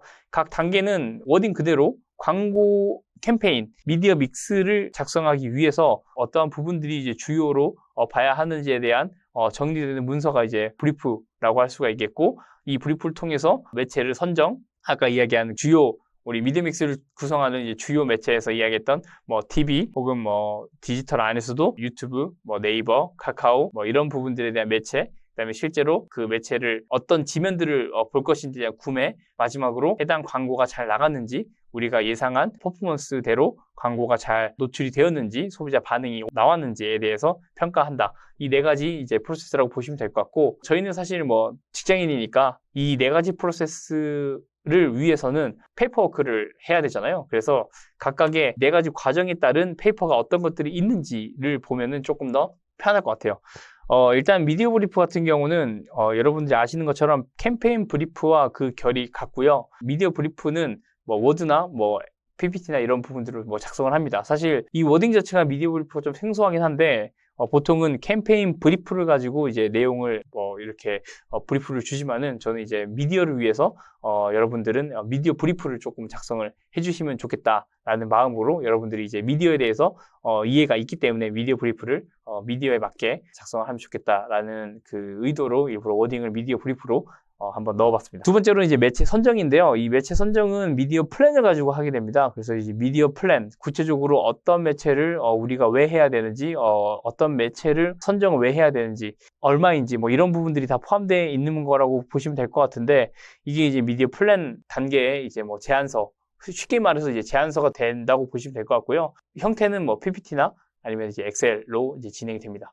그리고 이제 다음 단계는 구매인데, 실제로 플랜을 통해서 매체가 선정이 되면 선정된 매체 안에서 어떠한 그 지면들, 어떠한 뭐 기간 동안에 얼만큼의 예산으로 얼마나 구매를 할지에 대해서 우리가 결정을 하는데, 이 부분들을 이제 미디어 믹스를 통해서 봅니다. 미디어 믹스를 통해서 매체를 구매를 하고, 구매된 매체가 잘 나간지에 대해서는 계제 보고를 통해서 확인을 합니다. 그래서 이런 부분들이 이제 매체 구매를 위한 페이퍼라고 보시면 될 것 같고요. 마지막으로 이제 평가에 대한 부분인데, 사실 평가는 보통은 이제 평가 주기가 이제 브랜드마다, 제품마다, 산업군마다 좀 다양하긴 하지만은, 보통은 이제 주간으로 이제 보고가 되고, 주간 광고 보고서가 나가고, 거기에 따른 이제 평가가 이루어진 다음에 최종적으로 캠페인이 종료된 이후에 뭐 3개월 혹은 뭐 6개월 뭐 그런 캠페인 종료 이후에 최종적으로 가는 이제 결과 보고, 이렇게 2가지 형태의 보고서가 있다고, 페이퍼가 있다고 보시면 될 것 같습니다. 그래서 이제 이런 부분들은 이제 보편적인 뭐 페이퍼와 형태가 이런 식으로 진행이 된다라는 거지, 꼭 이런 형태, 이런 구성으로 가야 된다 하는 것은 아니기 때문에 참고로 봐주시면 좋을 것 같고요.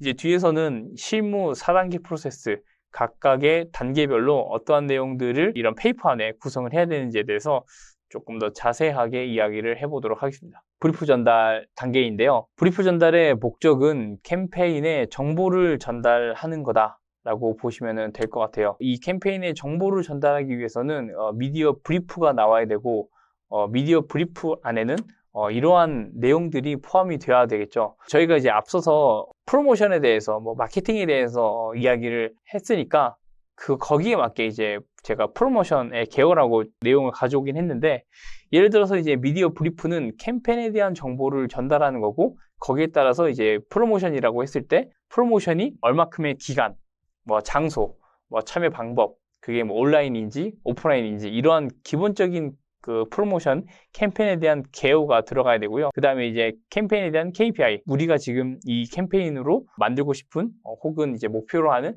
KPI가 뭐다, 참여자가 몇 명, 혹은 매출이 얼마, 아니면은 이제 뭐 보도자료, 뭐 여러 가지에 대한 그 KPI가 있겠지만, 그 중에서 가장 상단에 있는 캠페인에 대한 KPI가 나오면은 가장 좋을 것 같습니다. 그리고 이제 뭐 타겟 오디언스 설정, 실제로 이게 조금 많이 중요한데요. 이 부분은 뒤에서 심화 과정에서 조금 더 자세히 다뤄보도록 하고, 캠페인 그 미디어 브리프에는 캠페인이 목표로 하는 타겟 오디언스들에 대해서 정보가 있어야 되고, 혹은 정보가 없다고 하면은 이런 부분에 대해서 제안을 바란다라는 내용의 코멘트가 브리프에 포함이 되어 있어야 할 것 같아요. 그리고 이제 광고 소재, 우리가 광고 소재가 어떤 것들이 준비되어 있는지, 이미지가 있는지, 영상이 뭐 짧은 거, 긴 거 이런 부분들이 있는지, 혹은 이번 캠페인에서는 영상이 아예 없고 이미지로만 우리가 커뮤니케이션 해야 된다든지 이런 부분들, 그리고 가장 중요한 캠페인의 예산에 대한 부분들이 있습니다. 두 번째, 이제 매체를 선정을 해야 되는데요. 이 단계에서는 집행하는 매체를 이제 확정하는 단계라고 보시면 될 것 같아요. 굉장히 아까 그 미디어믹스의 주요 매체에서 봤듯이 엄청나게 많은 매체가 있는데, 그 중에서 이 캠페인을 성공적으로 가져가기 위해서는 어떠한 매체로 우리가 플레이를 해야 되는지, 집행을 해야 되는지에 대해서 확정을 하는 단계, 고민을 하는 단계라고 보시면 될 것 같고, 이거는 미디어 플랜, 미디어 제안서를 바탕으로 최종 매체를 선정한다라고 보시면 될 것 같습니다. 그러면 이제 미디어 플랜은 어떤 내용들이 포함되어 있나? 라고 했을 때는 미디어 KPI가 당연히 들어가야 되고, 우리가 타겟 오디언스에 대한 분석이 들어가야 되고, 그다음에 미디어 채널에 대한 제안, 오디언스들의 미디어 터치 포인트들이 포함이 되어 있어야 되고, 그다음에 마지막으로 미디어 스케줄링, 어떤 기간 동안에 우리가 각각의 매체를 어떻게 활용할지에 대한 이런 스케줄링, 페이싱이라고 하는데, 이런 부분들이 포함이 돼야 된다. 예를 들면 뭐 소재 기준으로 봤을 때 티징, 메인, 그다음에 뭐 리캡, 뭐 이런 부분들, 뭐 메이킹 필름 이런 부분들이 있다고 했을 때 각각의 매체들을 특정 기간 동안 얼만큼 활용을 해야 되는지에 대한 부분들이 모두 포함된 게 이러한 미디어 스케줄링, 콘텐츠 스케줄링이라고 보시면 될 것 같습니다. 그래서 이런 모든 것들이 다 미디어 플랜에 포함되어 있고, 이 미디어 플랜을 통해서 우리가 어떤 매체를 집행을 할지에 대해서 확정을 하는 단계라고 보면 될 것 같습니다. 매체 구매에 대한 부분인데요.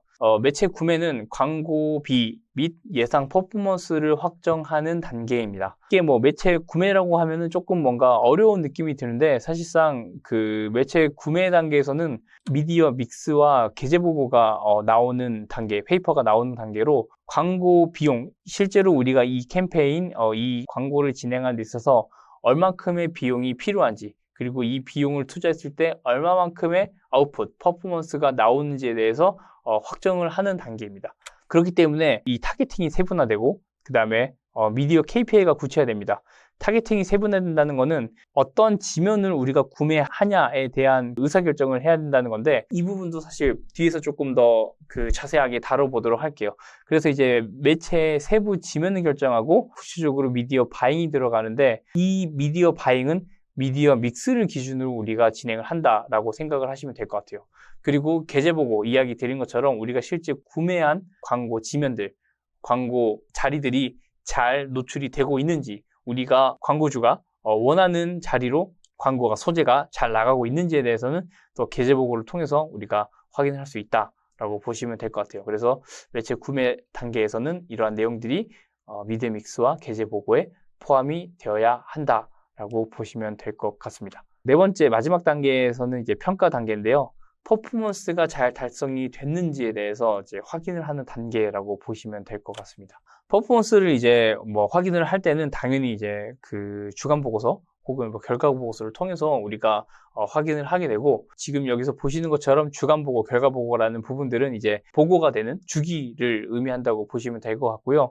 보통 이제 주간 보고서 같은 경우 이런 퍼포먼스를 이러한 내용들로 좀 확인을 하게 되는데, 앞서서 우리가 설정한 미디어 KPI가 예상하는 퍼포먼스가 달성이 되고 있는지에 대한 달성률, 전체 캠페인의 기간 10주라고 했을 때 이번 주 지나고 나서 한 주가 지날 때마다 10%씩 달성률이 올라가야지 굉장히 안정적으로 광고가 진행이 되고 있고 퍼포먼스가 달성이 된다라고 이제 보시면 될 것 같습니다. 그리고 이제 미디어 퍼포먼스 각각의 매체별로 보는데, 이제 예를 들면 TV, 디지털 안에서도 다양한 매체들, 비디오 디스플레이, 그다음에 이제 디지털 디스플레이, 뭐 소셜, 그다음에 버티컬 매체, 각각의 채널별로, 항목별로 이제 퍼포먼스가 예상한 것만큼 달성이 되고 있는지, 이런 부분들에서 보고 필요하면은 뭐 조정하거나 최적화하는 작업들, 이런 부분들이 이제 평가 단계에서 진행이 된다라고 보시면 될 것 같고, 여기서 또 디테일한 부분을 뭐 최적화라든지 아니면 이제 퍼포먼스에 대한 그런 그 지표, 성공 지표, 에 대한 부분들은 뒤에서 심화, 그다음에 주요 의사결정에 대한 부분에서 다뤄보도록 하겠습니다. 네, 그래서 지금까지 그 실무 4단계 프로세스에 대해서 저희가 자세히 알아봤는데 각각의 프로세스 단계에서 어떤 것들을 해야 되는지 어떠한 내용들을 페이퍼에 담아야 되는지에 대해서 이야기를 해봤습니다. 지금까지 뭐 그 내용들은 크게 어렵지 않다라고 생각이 되고 이런 부분들을 바탕으로 저희가 이제 뒤쪽에서 심화 혹은 이제 미디어 믹스를 진행하는데 주요 의사결정에 대한 부분에서 각각의 항목별로 자세한 내용들을 조금 더 깊이 이야기를 해보도록 하겠습니다. 이상입니다.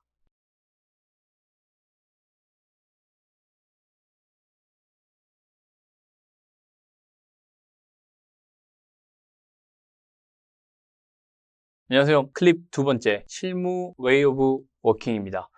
첫 번째 클립에서 우리가 이제 프로세스, 미디어 픽스를 진행하는 데 있어서 이제 그 프로세스를 배웠는데 실제 실무가 진행되는 프로세스 안에서 각각의 그 역할, 웨이 오브 워킹이 어떤 건지에 대해서 조금 이야기하려고 합니다. 사실 이게 조금 생소한 용어일 수 있는데 이제 저희 사이에서는 사용하는 이제 용어인데요. 워낙에 이제 같이 일하는 파트너들이 많기 때문에 이런 말들이 아마 생긴 게 아닐까 생각이 됩니다. 여러분들이 이제 실제로 실무를 할 때 누가 어떤 일을 하고 내가 이거 조금 요청해도 될까? 혹은 이거 내가 조금 해줘야 되는 부분인가? 라고 조금 애매하게 생각하시는 부분들이나 조금 헷갈리는 부분들에 대해서 좀 정리를 하는 이제 챕터라고 클립이라고 보시면 될 것 같고요. 실제로 여러분들이 일하게 될 때 보통은 뭐 이전에 여러 가지 단계에 대한 프로세스를 이야기 드리긴 했었는데 심플하게는 실무자, 뭐 광고주라고 얘기하죠. 실무자와 그 다음에 이제 대행사, 같이 일하는 뭐 그런 그 파트너, 벤더와 같이 업무를 하는 이렇게 두 가지의 관계에서 우리가 일을 하게 된다라고 보시면 될 것 같습니다.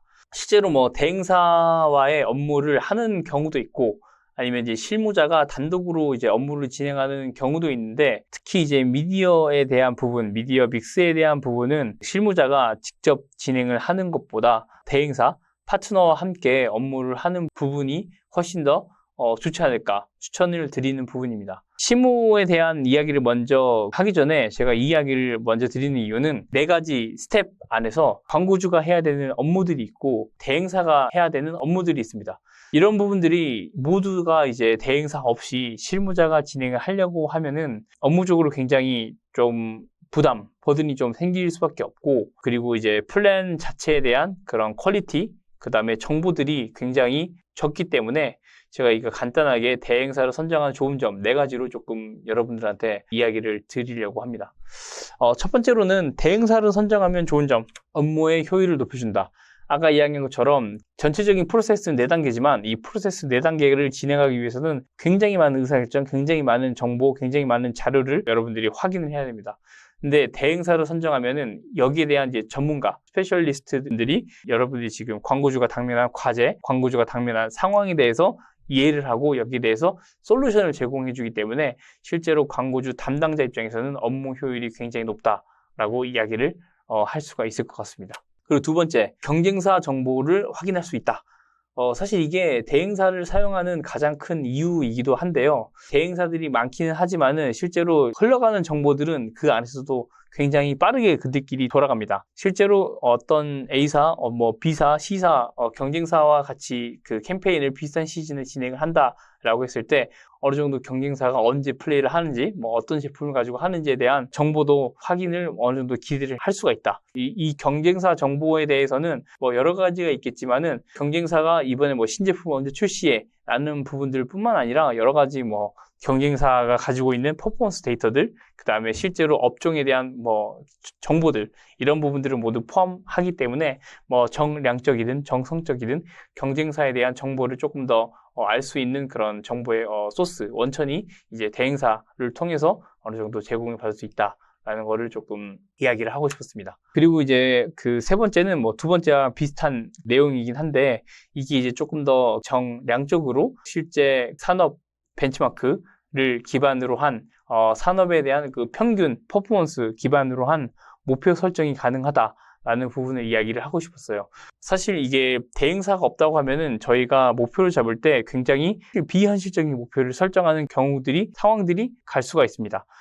하지만 대행사가 있다고 하면은 이러한 목표, 이러한 그 KPI들이 실제로 현실 가능성이 있는지, 실현 가능성이 있는지, 그다음에 이제 경쟁사 비슷한 산업군의 다른 브랜드들이 어떠한 수준의 그런 퍼포먼스를 가지고 있는지에 대해서 어느 정도 추측 혹은 어느 정도 가늠이 되기 때문에 조금 더 현실적이고 달성 가능한 목표를 설정이 가능한 부분이다라는 부분을 이야기를 하고 싶습니다. 그리고 마지막으로 이제 효율적인 매체 구매가 가능하다라고 했는데 실제로 이거는 뭐 해당되지 않는 부분 매체들이 있기는 해요. 뭐 예를 들면 이제 디지털 같은 경우는 뭐 이런 부분들이 크게 해당이 되진 않지만은 예를 들어서 전통 매체, TV라든지 그다음에 뭐 잡지라든지 신문이라든지 뭐 오기라든지 이런 부분들은 이제 굉장히 광고주 제품 이외에도 다양한 다른 많은 제품들이 많은 브랜드들이 캠페인을 진행을 하기 때문에 대행사는 이러한 대량으로 한 번에 구매가 가능해서 그 안에서의 뭔가 효율적인 부분, 뭔가 단가적인 부분을 그 광고주 개인이 구매했을 때보다 훨씬 더 유리한 부분이 있을 수 있다라는 부분을 이야기를 하고 싶었습니다. 이 네 가지 대행사를 선정하면 좋은 점이라고 이야기했었는데 특히 마지막 부분, 그 전통 매체의 경우는 대행사를 통하지 않고 광고를 구매하는 게 굉장히 어렵기 때문에 구조적으로 가능하면은 메가 캠페인의 경우에는 이제 꼭 대행사를 선정하는 방향으로 그렇게 생각을 했으면 좋겠다라는 부분을 이야기를 드립니다. 다음으로는 이제 실제로 이제 그 실무 이 웨이 오브 워킹, 이 클립에 대한 가장 그 중요한 내용, 가장 메인이 되는 내용이 이제 이 내용이다라고 보시면 될 것 같아요. 아까 이야기 드렸던 그 4단계에 대한 게 이제 세부적으로 조금 더 나눠져 있다라고 보시면 될 것 같고요. 실제 항목들에 대해서 이제 자세하게 조금 이야기를 해보겠습니다. 저기 위에 있는 지금 그 연한색, 회색에 대한 그 부분이 실제 이제 광고주가 의사결정을 내리는 부분, 광고주의 역할이다라고 보시면 될 것 같고, 아래에 있는 이제 검정색 부분이 실제로 대행사가 해주는 역할, 대행사가 메인으로 가져가는 그런 주요로 가져가는 롤이라고 보시면 될 것 같습니다. 그럼 이제 하나씩 한번 살펴볼게요. 캠페인 브리프는 이전에 저희가 주요 캠페인 실무의 프로세스 이야기했던 것처럼 캠페인에 정보를 전달하는 목적을 가지고 있고요. 여기에는 이제 캠페인의 개요라든지 캠페인에 대한 목적, 뭐 KPI, 그다음에 뭐 타겟 오디언스, 그다음에 이제 집행 조건 이런 것들이 모두 포함이 되어 있습니다. 그래서 이런 것들을 이제 광고주, 실무자가 정보를 가지고 미디어 브리프를 작성을 해서 파트너, 대행사한테 전달을 하게 되면 대행사는 이제 미디어 플랜을 제안을 하게 됩니다. 그래서 이제 이 부분을 이제 제안서라고 쉽게 생각을 하면 될 것 같고요. 이 제안서를 바탕으로 집행하는 매체를 확정을 하고 예를 들면은 제안 준 내용에서 이번 캠페인은 꼭 TV를 해야 됩니다. 아니면은 이번 캠페인에서는 메타를 소셜을 잘 활용하는 게 메인입니다. 이런 부분에 있어서 이제 세부적인 제안이 오고 거기에 맞춰서 집행 매체를 확정한다라고 보시면 될 것 같습니다. 그 앞서서 이야기했던 것처럼 미디어 플랜은 이제 미디어에 대한 목표, KPI가 당연히 포함이 되어 있고 미디어 브리프에서 이야기했던 그런 타겟 오디언스에 대한 분석, 터치포인트에 대한 분석이 이렇게 들어가고 거기에 맞는 이제 매체, 해당 오디언스가 소비하는 매체에 대한 그런 디테일한 부분들, 그 다음에 이제 스케줄링, 이야기했던 이런 뭔가 페이징, 메인, 뭐 리캡 혹은 뭐 이런 부분들, 엔드 이런 부분들을 뭐 전환 이런 부분들에 대해서 스케줄링을 조금 더 구체적으로 전략적으로 이제 제시를 해주는 그런 단계에서의 그런 역할이라고 이제 보시면 될 것 같습니다. 그리고 이제 플랜을 확정하게 되는데 이 플랜 확정은 마찬가지로 이제 최종적으로 이제 실무자, 광고주가 이제 플랜을 확정하게 되는데 단순히 이제 뭐 대행사가 제안 준 내용을 무조건 반영할 필요는 없고 여기 안에서 이제 실무자는 중심을 잡고 캠페인의 방향성과 맞는지 애초에 미디어 이전에 기획한 캠페인과의 방향성이 맞는지를 이제 확인할 필요가 있고요. 여기 측면에서는 이제 IMC적으로 뭐 영업이나 뭐 홍보나 다른 그 부서에서 활동하는 부분들과 일치하는지, 뭐 캘린더가 일치한다든지 아니면 이제 광고에 대한 그 시점, 주요로 활용하는 매체들 이런 부분들이 일치를 하는 건지, 그다음에 이제 제품 출시나 아니면은 이제 내부적으로 뭐 선호하는 매체가 반영이 되어 있는지, 예를 들면 내부에서는 소셜을 굉장히 잘 활용을 해왔고 이런 소셜 매체에 대해서 이번 플랜에서 잘 그 활용할 수 있도록 그렇게 제안이 왔는지 이런 부분들을 모두 포함해 가지고 확인을 한다라고 보시면 될 것 같습니다. 그리고 이제 이런 플랜을 매체를 확정을 하게 되면은 거기에 따라서 이제 세부 미디어 믹스가 이제 구체화가 되고요. 이 미디어 믹스 안에는 광고비, 전체적으로 이제 예산, 버젯이 들어가게 되고 그 안에서 구체적인 이제 뭐 타겟팅, 그다음에 이제 KPI 세분화, 예를 들면은 뭐 노출 임프레션이 뭐 1000만 회, 뭐 뷰가 100만 뷰, 이번 콘텐츠 뷰 100만 뷰 이런 식으로 뭔가 KPI가 뭐 구체화되게 나올 수가 있고, 그다음에 실제로 광고 세부 지면들을 이 미디어 믹스 단계에서 결정을 하게 되는데, 이 부분도 마찬가지로 미디어 플랜, 제안서에 기반을 둔 구체적으로 이제 어떤 지면들을 구매하는 게 이번 캠페인을 성공적으로 가져갈 수 있는지에 대한 디테일한 내용들을 미디어 믹스 안에 포함이 되게 된다라고 보시면 될 것 같습니다. 그래서 어느 정도 이제 미디어 믹스를 이제 확정하게 될 텐데, 그 광고주 담당자가 믹스를 확정을 할 때는 현실 달성 가능한 목표인지 확인하는 게 가장 중요합니다. 이게 대행사에서 제안이 왔는데 이 목표가 지금껏 달성한 적이 없어, 혹은 대행사에서 제안 준 내용이 기존의 그 기집행 캠페인과 비교했을 때 퍼포먼스에 조금 약간의 그 갭이 좀 있어. 그럴 경우에는 이런 부분들에 대해서 조금 더 조정을 하고 실제로 달성 가능한 목표인지에 대해서 실무자, 광고주는 면밀하게 확인을 할 필요가 있습니다. 그리고 이제 믹스 확정과 더불어서 이 믹스 확정한다는 거는 이제 집행하는 매체, 비용 이런 것들을 확정한다라는 의미 플러스로 전체 캠페인에 대한 예산이 얼마인지에 대해서 이제 확정한다라는 의미로 이제 생각을 하셔야 됩니다. 그래서 실제 비용에 대해서 지급 일정, 캠페인이 3개월인데 비용을 이제 3개월 다 끝나고 지급을 할 건지, 아니면 뭐 그 주별로 혹은 월별로 비용을 정산 처리할 건지, 이런 부분들에 대해서도 세부적으로 이제 실무자, 광고주는 조금 더 신경을 써야 되고요. 그리고 이제 예상되는 퍼포먼스, 뭐 아까 이야기한 것처럼 미디어 믹스에 포함되어 있는 이런 그 타겟들이 실제로 달성 가능한지에 대해서 충분히 고민을 해보고 거기에 대한 퍼포먼스를 확정을 해야 된다라고 이제 보시면 될 것 같습니다. 그래서 이제 믹스를 확정하게 되면은 대행사에서는 그 매체를 구매를 하게 되는데, 여기서 이제 확정된 지면을 이제 구매를 하게 되고 거기에 따른 이제 견적서, 뭐 퍼체이스 오더라고 흔히 이야기를 하게 되는데, 이제 견적서가 나오게 되면은 견적서에는 어떤 지면을 얼마만큼의 비용으로 얼마만큼의 이제 예상되는 퍼포먼스까지 이렇게 다 포함된 그 부분이라고 보시면 될 것 같습니다. 그래서 우리가 이제 견적서를 통해서 매체가 구매가 하게 되면은 최종적으로 그 매체가 잘 노출이 되는지에 대해서 이제 계제 보고가 이제 진행이 된다라고 앞서 이야기한 것처럼 이 스텝에서는 계제 보고까지 파트너가 대행사가 서포트를 한다라고 보시면 될 것 같습니다.